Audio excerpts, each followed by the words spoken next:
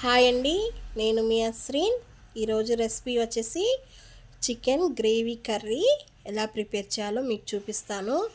రోటీ, rice, చపాతీలోకి, పుల్కాలోకి కానీ, దోశల్లోకి కానీ ఈ కర్రీ అనేది చాలా టేస్ట్గా, ఈజీగా ఉంటుందండి. బ్యాచిలర్స్ కూడా ఈజీగా చేసుకునేటట్టు ఎలా ప్రిపేర్ చేయాలో మీకు చూపిస్తాను. రండి. ముందుగా ఇక్కడ 1/2 కిలో వరకు చికెన్ని శుభ్రంగా వాష్ చేసుకొని పక్కన ఉంచుకోవాలి. ఆ చికెన్లో 2 ఉల్లిపాయల్ని సన్నగా కట్ చేసి వేసుకుందాము.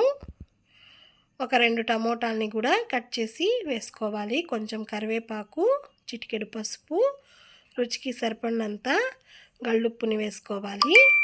కారం 2 టేబుల్ స్పూన్ల వరకు వేసుకుందాము. కొంచెం చికెన్ మసాలా,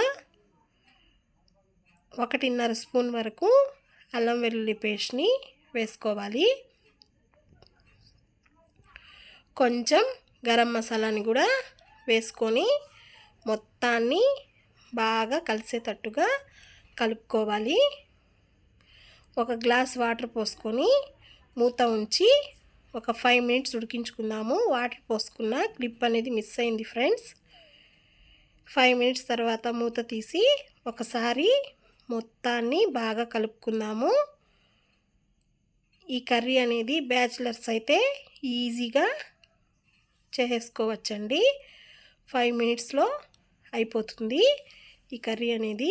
ఈ కర్రీ దగ్గర పడేంత వరకు చక్కగా ఉడికించుకోవాలి. ఇలా దగ్గర పడుతున్నప్పుడు మళ్ళీ ఒకసారి బాగా కలుపుకొని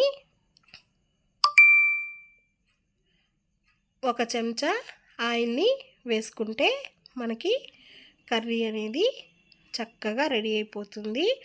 ఆయిల్ వేసిన తర్వాత కాసేపు ఉడికించుకుంటే మనకి ఆయిల్ అనేది చక్కగా పైకి తేలి కర్రీ అనేది రెడీ ఫ్రెండ్స్. మీరు కూడా ట్రై చేసి మీకు ఎలా వచ్చిందో నాకు కామెంట్ ద్వారా కామెంట్ చేయండి. నచ్చితే లైక్ చేయండి. ఫ్రెండ్స్ అండ్ ఫ్యామిలీ మెంబర్స్కి షేర్ చేయండి. మరిన్ని వీడియోల కోసం మన ఛానల్ని సబ్స్క్రైబ్ చేయండి. Thanks for watching. బాయ్ అండి.